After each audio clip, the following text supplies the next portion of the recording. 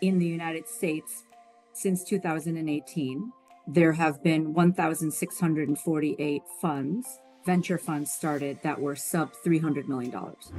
Welcome to the Smart Venture Podcast. We're here to bring you the latest and greatest from the Silicon Valley, where unicorns roam and innovation never sleeps.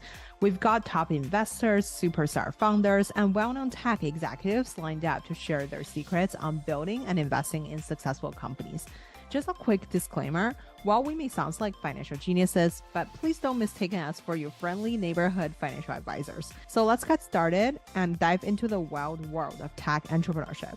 Great news for all our Smart Venture Podcast listeners. Since January 8th, I've been hosting a new daily live show, Venture with Grace, on LinkedIn Live at 9 a.m. PT every weekday. Follow me, Grace Gone, on LinkedIn to catch up on past episodes and stay updated with future ones. You'll get insights from key industry players and have the chance to ask questions live. Don't forget to subscribe to the show on Apple Podcasts, Spotify, and our YouTube channel under the Live button. Join me on this journey and let's explore the world of innovation and investment together. Hi, welcome to Smart Venture Podcast today. Thanks so much for having me. So to start the show, I would love for the audience to get to know you a little bit more. I saw that you went to undergrad in Michigan, go like Michigan, because I went to school in the Midwest as well. So I would love for you to give us a little bit of insights on how you grew up and then what are some major life events that kind of shape you into who you are today. Sure. So I was born and raised in Buffalo, New York. For those of you who can see me, you can see my Zoom background is a Buffalo Bills logo. So I use that because I like the Bills, but also it's a nice conversation starter because it's a little bit unusual because I live in the Bay Area now to be a Bills fan. So I went to college at the University of Michigan, and then I moved west and I went to grad school at Cal. And then I pretty much have been here ever since. I did a brief stint in New York with JP Morgan, but then came back and knew I wanted to be in California longer term. My parents both came to the United States for college or grad school. They met in Buffalo, New York. And so that's why I was born there. And then they lived there for, 40 some years before they eventually moved west with me. And they were not in the professional or corporate world. My father is actually a retired Presbyterian minister, and my mother was a small business owner. She had a few retail stores. And I spent about 10 years on Wall Street. Most of that time was Morgan Stanley, San Francisco. I started in equity research covering software stocks, but not enterprise software. It was at the time called comm or communications software. So they were companies that were selling software into the Verizons of the world, if you can believe that was actually becoming its own space. They would sell billing software, call center, things like that. And then the bubble burst very quickly after I joined Wall Street. And my firm was owned by Chase and then bought JP Morgan. And then the bubble burst. So it was a really hard time. I survived quite a few rounds of layoffs. I followed my stocks to 3 different senior analysts and then thought, maybe I should think about doing something not so specific and more general. And I moved to the distribution side. So I had on a sales and trading desk where we distributed or sold a lot of IPOs and follow-on offerings. Again, most of that time, Morgan Stanley, San Francisco. And then while I was at Morgan Stanley, I was introduced and became educated on the institutional allocator side of the world. And so Morgan Stanley's buy side obviously had clients like large public pension plans and some endowments for some of their funds. And I started to learn more and more about that side of the business. And there were some of these groups that both allocate externally to managers, but also they have teams in-house who are picking stocks. And so we would cover them jointly with the buy side and the sell side of Morgan Stanley. And I thought, that seems really interesting. It's very long term. It's very strategic, thinking about asset allocation, but again, really taking a long view on investing that I was really interested in. And I thought might fit my style a little bit better. And so I moved to the investment management side of the world, and that was about 14 years ago. And I've been here ever since, more diversified initially, and then now focused on venture exclusively, and I love it.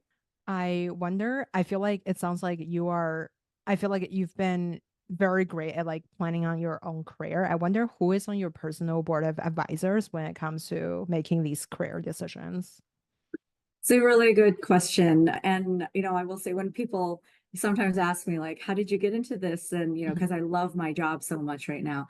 And I'll say, it's been really circuitous. And if I had sort of any regrets, it would be like, oh, I wish I knew about this job sooner and had come into this role sooner.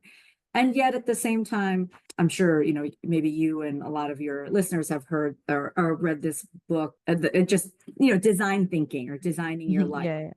And one of the things that's always stuck with me about that was the fallacy of having kids in college think about like, oh, what do you want to do? Or the interview question of like, what do you want to be in 10 years? Is, the long story short is, you make the best decisions you can with the information you have at the time. And again, being a child of immigrants who didn't grow up in a corporate world, I ended up on Wall Street because my mom's best friend's son worked at Goldman. Mhm. And I didn't really know what he did, but kind of hearing the Korean moms at church talk about it, I was like, I'm going to do that, whatever that is. And, so you just kind of, again, you make the best decisions you can with the information you have at the time. I Mhm. say that all the time. And I think, so in terms of, because I've taken this a little bit more circuitous route to where I am now, that personal board of advisors, I hope it's okay to say this, is actually, it has not been the same group of people the whole time, Mm. because I've just worked in like a lot of different areas. And, one thing I think about now, and I think about how do I serve that role for people who are, on our team or whom I meet just throughout my career, who maybe a little bit earlier on in their career, is there were just a lot of people who didn't really know me, who helped me along the way, who were open to taking a call or, a quick coffee, who really had no reason to. And I think about that a lot, and that I definitely wouldn't end up here if, probably 6 or 7 of these people along the way hadn't been so gracious. And so I'm really struggling with trying to find how to give that back, but also, be, quite frankly, we're all everybody's busy, but also to be efficient about it, both for myself as well as with folks who are seeking counsel or advice or just a Mhm. sounding board, so to make sure that I'm the right person to give them the right advice for where they are in their journey, versus maybe they're better off talking to our mutual friend whom we just talked about before we Mhm. start recording or whatnot. So I'm not really avoiding the question. I'm not trying to avoid the question, but I Mhm. would say it's at every point of every job, I would say it was, generally speaking, either a supervisor or a mentor, but even in some cases, like it was a professor. I had an internship at Goldman when I was in grad school, and I got that through asking a professor if he knew anyone at Goldman. And he didn't know me that well. He Mhm. was a lecturer actually at Cal. And so, yeah, I'm really avoiding your question, not purposely, but Yeah, I bet like I think it's a really valid answer because I think people grow a lot throughout their career and like you probably shouldn't just have like the, the same group of people you consult since like the beginning of the stage of your career to when your career evolved into like a more later stage to what it is today. And I think it's a total valid answer. And I like that you mentioned about like it's a few people, maybe you reach out to them that they are not necessarily having a lot of incentive to help you. However, they did help you. And yeah, I feel like there's a lot of serendipity in life and in career in general that like people are maybe like overlooking to a degree. And I think it's a totally valid answer. I wonder in terms of like building up skill set at like the current stage of your career, I wonder what would be like a soft skill or like a technical skill that you're constantly trying to get better at. It could be like sales or it could be like coding or things that you feel like are something that you're constantly trying to learn. the beauty of this job and why I love it so much, because we make early stage fund commitments, and Mm, then we do direct investing at the growth stage, and then we have very large secondary practice. And mhm, in all of those areas, we are very general. And so, mhm, we do a little bit of healthcare, we do some consumer, we do some B2B, et cetera. mhm, And so the intellectual stimulation is off the charts. So it's a really good question that you're asking, because it's something I'm probably sort of struggling with in the moment. There's so many areas you could lean into, right? And time is the only finite resource. And on the technical skill side, it's been a really long time since I've never coded. Well, I'm sorry, that's not true. I did in middle school. Just a little bit in a summer school program. But other than that, I've never coded. Frankly, I've thought about whether I should take a coding class, but I haven't.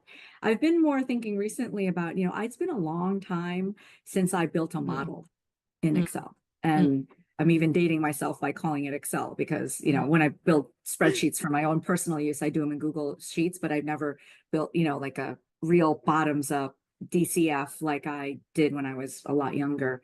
I've actually been thinking, like, should I do that? Just for fun, as an exercise.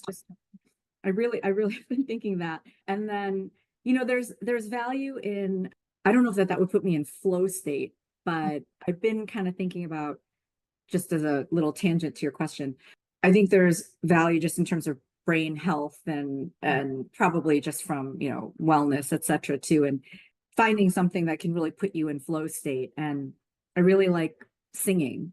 And so I've been like, oh, should I find a voice coach? Because my girlfriend did this, and she was saying she's doing this. She's setting out 45 minutes a week. And I was like, oh, I should do that. So I don't know if who knows when I'll actually get to executing on it. But I think there's value in just being, we're so constantly, just not distracted, but there's so many things you could spend time on. One of our GPs just published something where he said somehow he can track the amount of time that it would take someone to read his tweets, and now that the tweets can be long, they can be endless, but that just the rate of attention that our people are paying, and the amount of, like, the average length of number of seconds that you spend reading something has gone down precipitously. And I think we all know that, sort of intuitively with the phones and everything. But I think kind of finding ways to ingest long form content and to really exercise your brain in a way that I think you have to be really deliberate about nowadays, I think is something that I've been thinking a lot about lately. And then on the soft side, which I'm really getting sort of a little vulnerable here, but I will tell you, you'll be like, oh yeah, she really needs that because of how this podcast has gone already, is I like details. I like to hear stories. And so I feel like the ability to bullet point, I'm really bad at making PowerPoints, because I think I'm like, oh, everything's important. The devil's in the details. God is in the details. And I think it's such a talent to be able to synthesize stuff and bullet point it, like, in the moment. And that's something I want to work on. And I think that's I would characterize that as a soft skill. But there's that famous quote, like, I forget if it was Mark Twain. It was like, I didn't have time to write you a short letter, so I wrote you a long one. That is me. I really struggle with that. So anyway. Oh, wow. Like, I really love, like, you're just like being vulnerable and sharing this. I don't think this is a bad thing, because I do think a lot of detail matters. And I feel like being media personality, or like quote unquote journalist, like I don't know, like people would call like podcaster a journalist or something. I feel like a lot of the devils is in the detail. It's for sure, because I feel like when you're hearing people's story, a lot of times like it's very polished. However, when you ask them a separate question, you would see actually how they answer them and how their brain works when they're out of their own like normal prepared story pattern. And I do think as a LP, it's actually an important fact to be like all over the place, to actually seek like information that's like actually important. Basically, I don't necessarily think it's like a bad thing or anything, and I feel like you're humble enough to think this is like something you need to improve. I think that's just a great thought process to have. And I wonder, in terms of I'm sure you're like seeing thousands of pitches, especially in the current state. A lot of like GPs are trying to fundraise. I want to ask like a broader level of question is, I've hear about when you were discussing in another podcast about the trend of the GP who are focusing on the generalist kind of things are going to be not as important. Maybe there will be the next generation of GP would be people who are specialized in, let's say, 2 or 3 subsectors. And I think that's great. But I guess, is there a lot of solo GP going to be merging into a bigger fund, or like what's going to happen in the next few years when people starting a fund? Maybe people are really hustling these days to try to get to, let's raise up fund one and then think about fund two. But I feel like to have longevity in the venture career, it really should be having a semi-thorough plan on what exactly going to be your unfair advantage going forward and how do you build it from maybe if call it year one now, from now to like year 10. What's your thought on where the venture industry is going? And then B, like what would be the core skill set to like the GP should have to dominate in the next 10 years? Yeah, I think that the answer to both is related in that, so you listened to the other podcast, but generally, I think because of this explosion in the market that we've seen, and just for the benefit of folks who haven't heard that, just one quote I'll throw out that people are probably sick of hearing me say, but we ran this data, and in the United States since 2018, there have been 1,648 venture funds started that were sub $300 million. And that is almost quadruple the number it was about 10 years ago. And it goes along with just general growth in the asset class, because venture used to be kind of low double digits % of a institution's private markets allocation, and now it's about a quarter. And the amount of capital since '08 has again 10x, or not again, but has 10x from about 300 million to over 3 trillion. So that you've seen a lot of the established branded managers get bigger, and then you've seen a lot of emerging managers start. I think because you've seen such a proliferation in the number of groups, and seed in particular is where the majority of them play and live, and you've now got a lot of our established friends coming down market as well, I think increasingly the need to, as you said, sort of differentiate it, or as you're alluding to, is really critical. And unfortunately, I think that, as an LP, I can kind of make fun of LPs, but I hope other LPs don't get offended. But I'm like, in the LP mind, we want to put you in a box and benchmark you against such and such. And that's what LPs do in the public markets, right?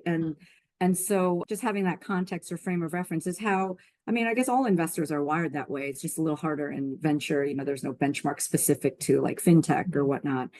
But that it's getting a little harder to, it's particularly for emerging managers to gauge the prospective success of a generalist fund.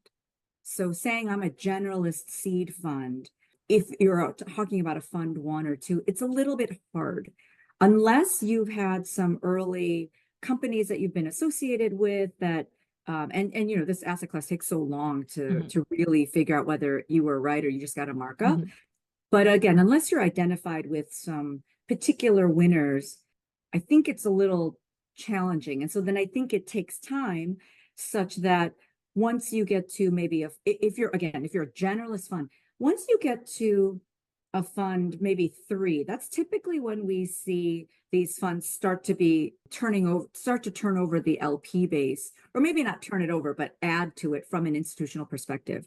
Very often they start with friends and family or family offices, and then in fund 3-ish start to add institutional LPs. And by that point, you could be a generalist, I think. And then you can then say, you've got some proof points in the portfolio. You can very credibly say, I have now done this enough that I know what good looks like. I know what a, whatever your fund name is, deal looks like. And so I think if you are sector, geo, or, specific, sector, geo specific, then it may be easier on a fund one, to be candid. If you're a generalist on a fund one, it may be a little bit harder, unless you can say, these are the 3 areas I'm focused on. And again, just trying to narrow it down for the LP brain, I think is critical. And then after a certain number of funds, you will be known for something. Right? You'll have had enough reps that you'll have some subject matter expertise in an area, even if you do call yourself a generalist fund. Mm. If you're starting a fund today, or like, let's say you want to start a fund in like 2 years, what would be like your thinking framework to kind of just figure out what's your unfair advantage and then kind of like shape that into your strategy to build a concrete example through your fund one, or, pre-fund one, maybe like an angel portfolio or something?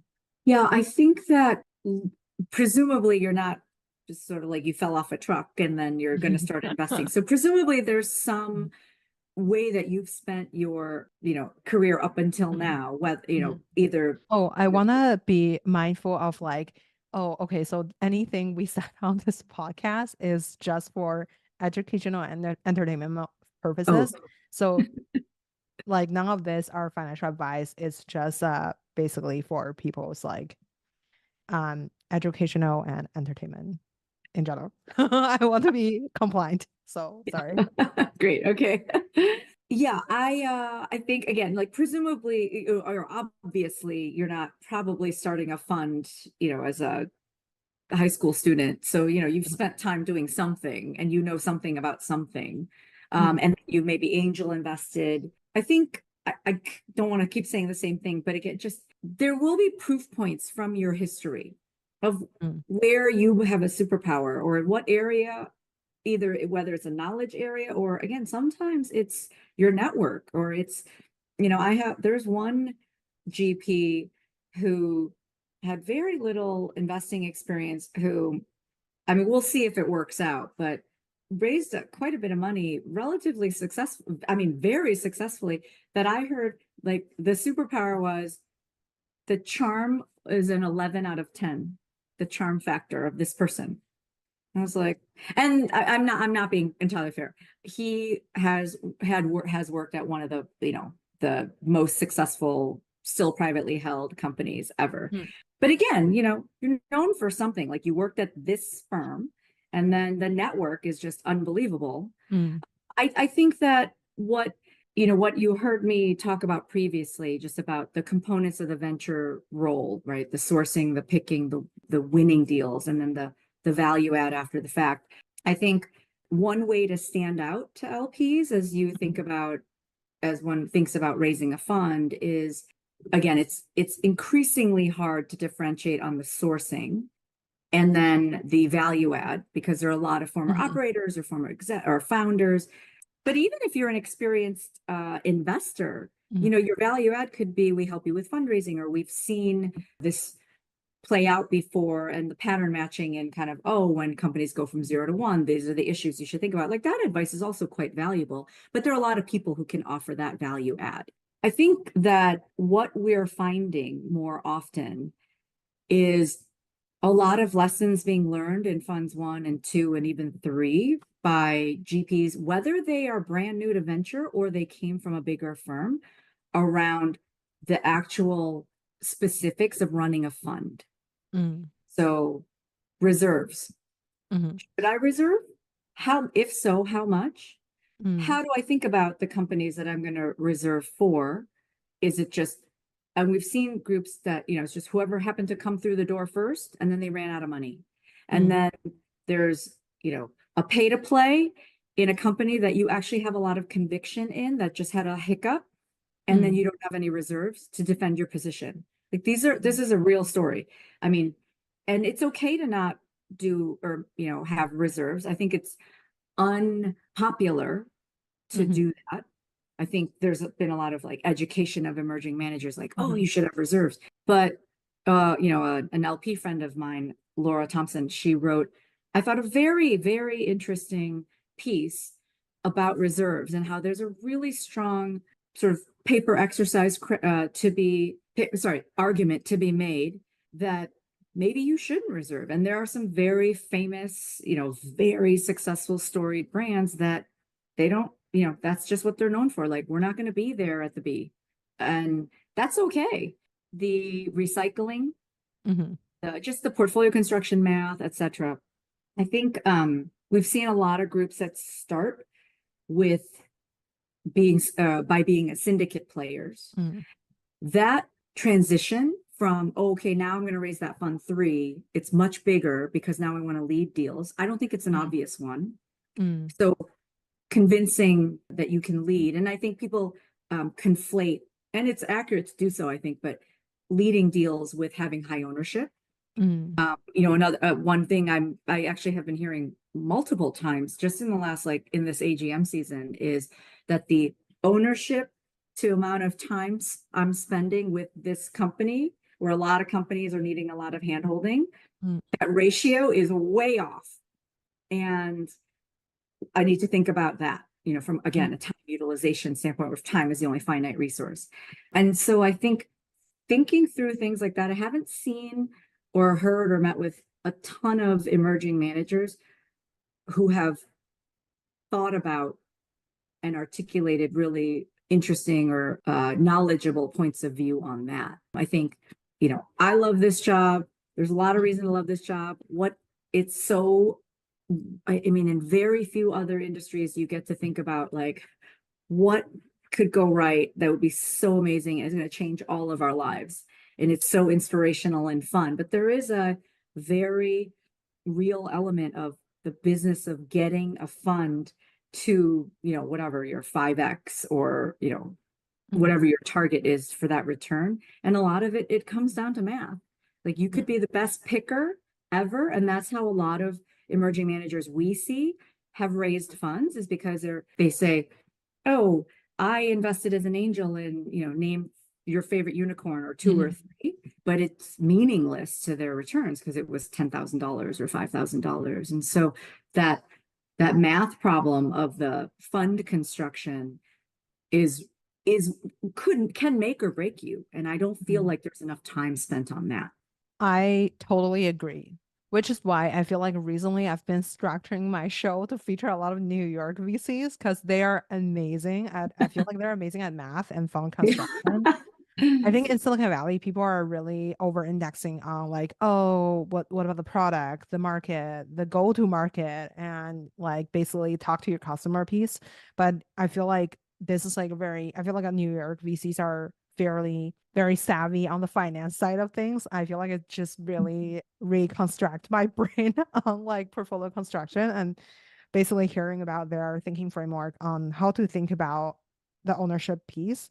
I wonder, one of the things I thought what you mentioned about right now, we all know where a lot of in terms of deal sourcing, people are typically sourcing at the usual suspects, either, I don't know, unicorn employee or top tax school in the US kind of thing. Yes. So now it comes down to picking and winning. I think there's like 2 questions I have associated with both of the categories. One of them is in terms of picking. I think at a pre-seed or seed stage, since we're talking about emerging managers, I think it's very hard to pick. I think it's a numbers game, like what you said about like maybe the approach of not having any reserve is good, as like, since picking is not very easy at a very early stage, and maybe you're better off if you just like invest equal amount of money into, let's say, call it like a 50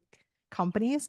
I wonder, if you're an LP, you're hearing this GP wants to go for the indexing approach, would you be excited, or would you be like, oh, you're just like everybody else, kind of that kind of things?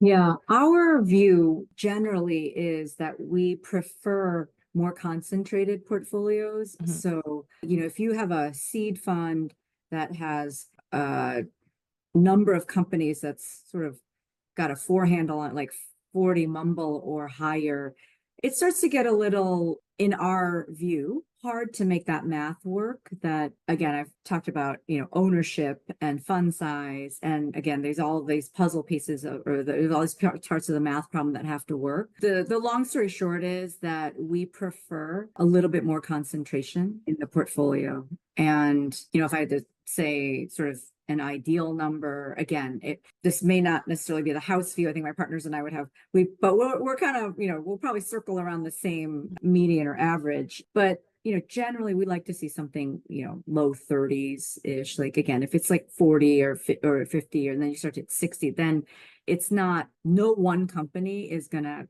be able to have that much impact unless it ends up being Google, fine. So, and then the other thing I will comment on is, you may hear these stories in venture land of like, oh, the deal that I missed, right? Like, oh, we were in the same building and I didn't invest in that startup and it ended up being, it's a $10 billion publicly traded company today. I think the one thing that I would say about that is it's not like investing in a public stock where the outcome is going to be the same irrespective of whether you invested or I invested. I think one of the interesting things about venture is that because of the governance, even though we're, obviously we don't invest for control, but because the investors have so much time that they spent and because of the value add piece, they can affect the outcome if they're a good VC. Meaning, just because, maybe if I had done the deal, it actually wouldn't have ended up being a good outcome because I'm not able to give as good advice or counsel, or I don't know as much about this or that, or I don't have the same network as you. And so I think also, again, that from that ownership to time ratio, particularly if you're a newer GP, we want to see your portfolio be a little bit more concentrated, because we want you to bring all of your superpowers to bear for the benefit of that company to try to affect an even bigger outcome than maybe that company would have enjoyed if it were someone else who had taken that position on the cap table. And so thinking about that with respect to how your time scales, right, and what value you can add and how much you can contribute and where, I think is important. I realize this could seem contradictory to what I said about that the value add is hard for LPs to gauge. And I don't mean that it's not important. It's critical because, again, you can have a big impact on the outcome of a company with the counsel that you provide to the company. I was earlier just saying the marketing decks are all the same. It's like I worked at this unicorn, I was trained as an associate at this firm, and I can give, advice or my network or whatever. So honing the pitch to LPs to really show, because it's all starting to kind of look the same, is important. But that I didn't mean, and I'm trying to make sure everyone's clear. Like the value add is very important. It's just as an LP looking at the marketing deck, it's hard to filter through. I completely agree because I feel like I guess like the other question I have around this whole picking and winning is like about winning. So since you mentioned like, value add is very important. However, I feel like winning the deal sometimes have nothing to do with like directly what value you can add, because that's all about like a pitch, right? So you invest before you add value to the founder, or like maybe you have sent them like an employee before or something. I wonder, from an LP's perspective, since you're hearing like thousands of pitches every single day, in terms of winning, like, is there any really great story, like, an emerging manager, maybe without like a mega amount of resources and then competing with the tier one VC firm and then they win the deal kind of story? We hear them from the managers themselves saying, oh, I've literally heard it 3 times today in 3 different meetings. Yeah, So I yeah. happened to do a few emerging manager calls just today. And like, oh, I won this deal from, again, a very large firm, and I won this deal.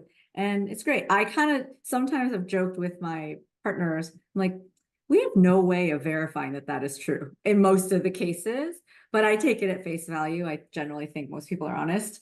But in those cases, when they say they've won, it's really around, again, that being known for something, somebody important to the founder, whether because of a personal relationship or because you had helped them in the past. Somebody who's important to the founder has called in on your behalf, or many people. Some founders sometimes it comes down just to price. I think that does happen. But in other cases, I feel like I would venture to say in most of the stories that we hear, in most of the cases, it's really about a relationship, or again, that people in the mutual network who were important to the CEO or the founder vouched for them and said, I had a great experience with this person, or you're working on X and this person is extremely knowledgeable or talented or connected in X. I think I'm trying to think of, the reason why, I mean, I was going to say, like, sort of think about it from the converse perspective is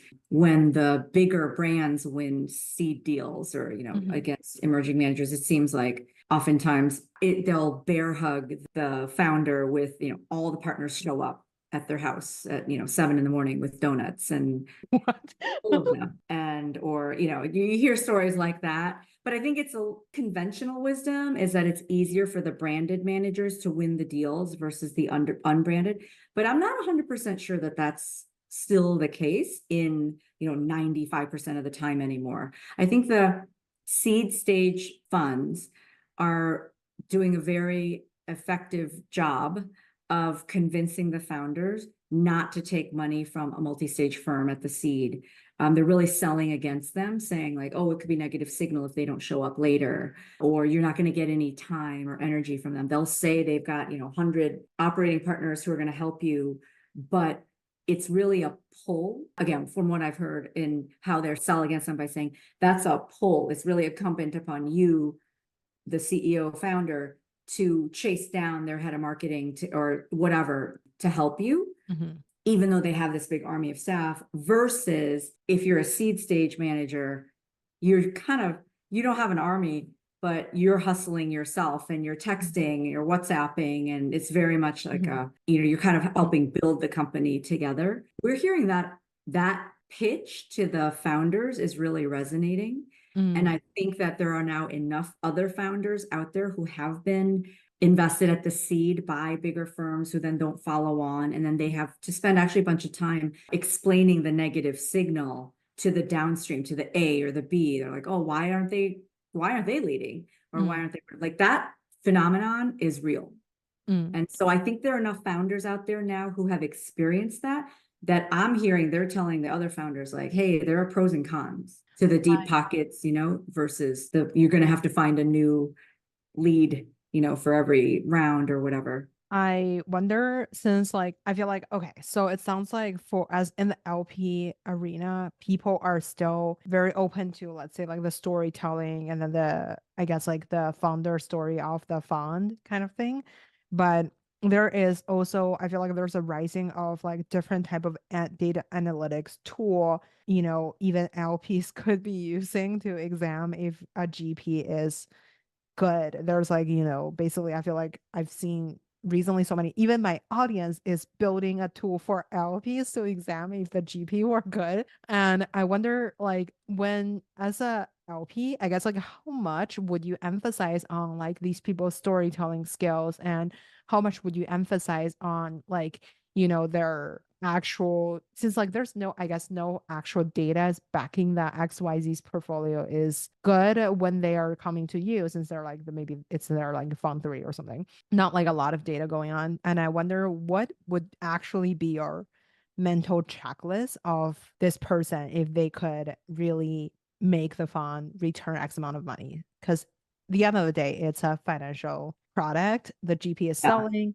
So I wonder what's your like thought process on judging these different things, and maybe the data tools plays in this thing too. So for folks who aren't spinning out of a bigger firm where there is no data, let's talk about that. Because, as an LP that's been doing it for, 24 years, we've got a lot of data because we've met a lot of funds in the past. And so we also know, if you're saying you did this deal, but, your former firm is saying they did, like we have a lot of data historically, so we can gut or accuracy check that. But if you're talking about someone who's sort of net new, maybe has done angel investing and then is now coming to the operating side, or sorry, to the investing side from the operating side, there are some heuristics that we use that won't necessarily be the monies in the bank from the DPI, but in terms of your ability to pick, presumably you've got, again, some angel portfolio or whatnot. And we do have a balanced view on that, because I do understand that, you are going to be shown a lot more things as an angel than will be in scope for the fund that you're raising. Probably it'll be stuff from friends, people, friends of friends. And we're very we're very understanding of the fact that like this portfolio, like there's probably some social pressure, right? The check sizes aren't big. And so there'll be more noise in there, generally speaking.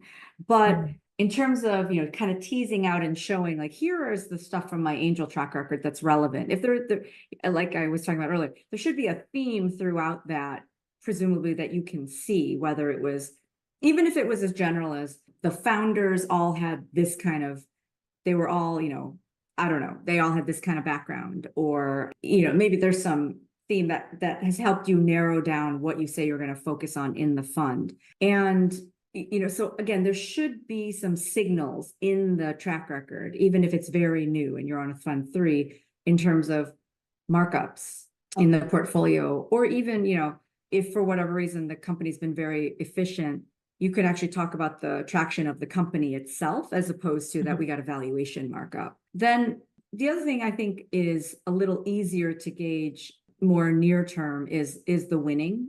And there, I kind of laugh sometimes because, there are people who will pitch you who, you want to avoid just having a bunch of people who are very charming and good at telling the story, who raise the money or who raise funds or who are successful at raising funds. But at the same time, there is some reason why that is important, because if you alienate me as an LP, then, and I don't like you, or you did something that I thought was really off base just as a human being, then I come back to the winning piece of it. Like, why would you win deals with unless you're, again, exceptionally known for something, which I think takes time to build that. Once you are, or if you're successful and you're known for something, you can kind of be a jerk, or, whatever, but, or, you don't have to be like the most popular or likable person, but, the LPs, like, we do talk about, like, if you turn me off because you acted this way, or you said something really weird, why wouldn't I assume that you're going to alienate founders that way also?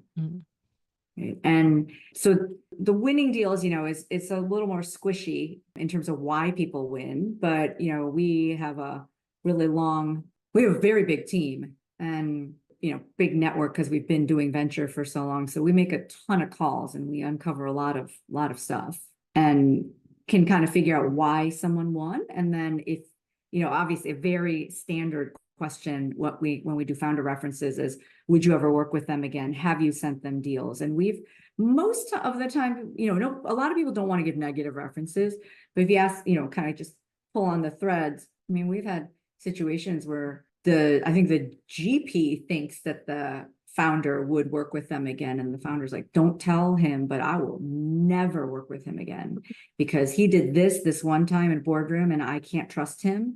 And so we're very pleasant externally, but and that's a personality thing too, right? Like if someone's tribal, or like they're, you cross them once and you don't know you crossed them, and then you're done in their minds, like that comes out. Oh my God. Oh God. So I feel like, I wonder, in terms of like letting other people sending you as emerging GP. So, on one hand, you have to win deals from these bigger firms. On the other hand, you have to let other people share a deal with you. I guess it kind of come down to the deal flow. Would you be the person who find these deals first and then passing along to bigger firms so that they could, you could collaborate with them? Is that better? Or like, is that like, you have to be like a really good like add-on person to like a certain cap table, like the tier 1 partners want to have you because you have this XYZ specialties or something? Like, which one, as an LP, when you're like looking at the fund manager, would you say the people who are like bringing in deal flow to other people, that's like a better trade, or versus like the guy or girl who is like amazing at getting other people to add them on to these like cap tables? Yeah, I think probably more the second. Oh, okay. And again, it just comes down to ownership and, generating a good return for your fund and your fund investors. If you are always a syndicate member, I think that your fund return probably, I suspect it wouldn't be as high returning as if you end up maybe, again, being a little more selfish, if you will, and not being so collaborative. I mean, I'm hearing that, we're hearing that a lot from our seed managers, that it used to be very collaborative and it's getting less so. And in the last few weeks, I've had 3 experienced GPs say to me, you know, the days of getting 20% ownership are over. And, you know, for a, you know, single digit millions check. And I think that has real implications on, again, the portfolio construction model and math. And then if you are always a syndicate member and never a lead, I think it'll just make the math a lot harder. That's my opinion. So basically the people who bring deals to other people, if they need it, or maybe they just like own the deal flow, like they just own like their own deal pipeline instead of other people sharing it with them, it's better, basically. I say yes, because I'm assuming that when you are owning the deal pipeline, you're going to own more of it, of the company. Yeah. Okay. I'm assuming that goes hand in hand with writing up. If you're talking about the same size check for both, then sure, of course, it's better to be friendly and in a syndicate. But if you're talking about, I'm assuming you're talking about a pretty different check size, in which case I think it's just, again, I don't want to, I'm sorry to keep saying the same thing, but just it kind of comes back to the ownership. I wonder, so okay, so I think like the other, like on the other podcast, something you said I feel like were really interesting, and I feel like it's like super true, is like essentially like if a fund manager who suggests like more fund manager to LPs, they may not want to win enough. I think it's like a really blunt truth. Maybe it's like hard for people to hear, but because I feel like in Silicon Valley, everyone is like having this abundant mindset, blah blah blah. So like basically people have to share everything with other people. But on the other hand, I think it is also like a reflection of essentially if you want to win enough, because it's after all, it's like an enterprise sales cycle for the emerging GPs to approach LPs. I wonder, from the enterprise sales analogy, what would be like a good way to have like basically your pipeline for pitching LPs? Because essentially also I feel like LP GP fit is like also another thing. Essentially, like, you know, I guess like how, if you are an emerging manager today, coming from the LP's perspective, what would you say would be like 3 things that you do to actually build your funnel and then also like land the LP that you actually want to work with? Yeah, I think I could boil it down to one thing, and then there's spokes in that. I think it's right or wrong. I think it's a public presence. If you're not somebody who's spinning out of a big brand, if, you know, then, you know, there are things that a lot of LPs will just, if you check the box, like, again, you were trained for, I don't know, 7 to 15 years, or you worked, sorry, for 7 to 15 years as a partner at a recognizable firm. That's different. If you're not in that category, I think I hate to say it this way, but it's kind of like what, you know, some of your podcasting friends have done. I think it's being visible in terms of getting in front of, tech journalists might hate me if I say this because they're going to get inundated by emerging managers, but, you know, being publicly known for something, again, whether it's you're related to a specific company that's the hot company sector, or you're just an expert on, I don't know, early stage investing or some area, and then getting that public press so that when you're Googled, it shows up. Again,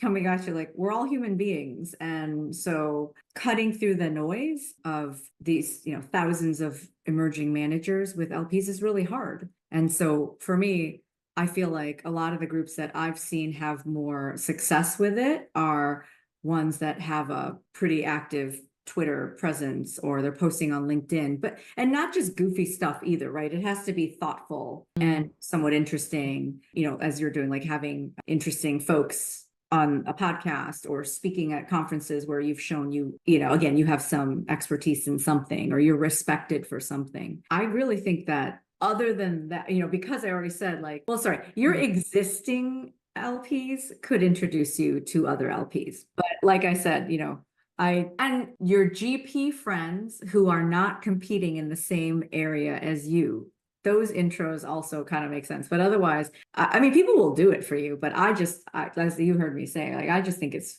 odd when GPs introduce us to other GPs who are competing with them head on for deals and LP dollars. It makes no sense to me. Just think, it just tells me you're not that ambitious or aggressive. I'm taking notes. I wonder, I think it's a really good way to like look at it too, because ultimately you have to be able to win as like it's essentially like the end benchmark is technically your performance. And I feel like you could be friendly with many people, but end of day, you're responsible for other people's money. So it's not supposed to be like, oh, I want to keep a friendly relationship with so and so, and like so I have to sacrifice my performance. I feel like that's a good, just like a really good reminder, essentially. And I wonder, okay, so I know we're about to hit the time, and I want to be mindful of your time. I want to end with like a little fire round for you. So, okay, what's your favorite book? It's this is recency bias. There's a book by a guy called Richard Reeves called, I always get it wrong. It's either of boys and men or of men and boys. And it's about how I think the education system is really designed for a different type of behavior and attention span than the sort of the generally accepted, sort of generalizing wildly of boys. And it's actually causing a lot of downstream impact on society with, there are statistics around the percentage of girls and versus boys in higher education, or, in college and in graduate schools, et cetera. But also that this has led to a lot of young men feeling very disenfranchised, and that it may be why we have a lot of, deaths of despair, a lot of drug use, and a lot of really extreme social views on the part of, some young men. And I think it all starts with education and the education system. That's just really anachronistic. So I've been giving it away like I'm the author's agent. I must have You're bought the like author's 20. agent? No, I'm not. I'm not. Oh, okay. But I'm I've been like, I'm what? like, Okay. I've You're given not it away okay. as gifts, or like, just to people Oh, so many yeah. times that you would think that I worked for the publishing company or something, but Oh my God. I will totally take a listen. You don't have to send me anything at this point, but okay. That's an interesting book, sounds like. Who made the biggest impact in your career? In my career, well, I think because the move from Wall Street to where I worked in the past was not an obvious or natural one. I would say my boss it is a firm called Common Fund, and that's where I went right after Morgan Stanley. And again, it was a very not typical move, but he knew me from Morgan Stanley and took a chance on me. And so again, it's all a chain of events, but it would have been a lot more natural to it wasn't a natural move. Who would you invite to your dinner party? So I'm not gonna, you mean just one person or? It's your party. Oh, so I like to host dinner parties quite a bit, actually, professionally. And I bring different groups of people together to talk about, different topics, but usually related to investing. And I'll like I have an early stage person there and a few CIOs. And so I'm going to answer that way. I'm going to say, and I tried to have one recently with different asset classes. So there was someone from private credit, again, a few CIOs, head of private markets, and then a couple of direct investors at the growth stage and the seed stage. But I like to do that. So it's a work answer. It's a work dinner. It's a work dinner. Where can we find you outside of work? Hanging out with friends and at a happy hour. I don't know if that's socially acceptable to say. I'm not California sober the way that, everybody else is now. What does your content diet look like? Like, what kind of content do you consume to educate yourself in the industry or just in general? A lot of trade rags, like venture newsletters. We get a lot of pitch decks and we do a lot of calls with GPs. So a lot of my learning is actually live or Zoom learning, face to face, hearing stories. And then again, we get a lot of intel from PowerPoint presentations, and we get a lot of looks at, because we do the direct investing as well. We have a lot of access to information about companies, et cetera.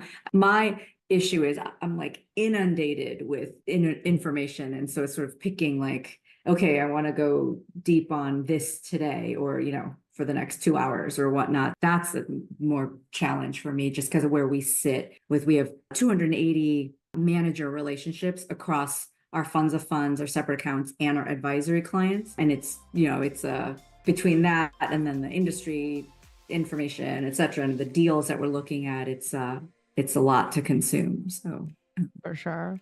Well, Seyonne, thank you so much for coming on the show today. I feel like you are very thoughtful with all the feedback that you've shared about the emerging manager ecosystem, and I feel like I've learned a lot. Thanks so much. It was a fun conversation.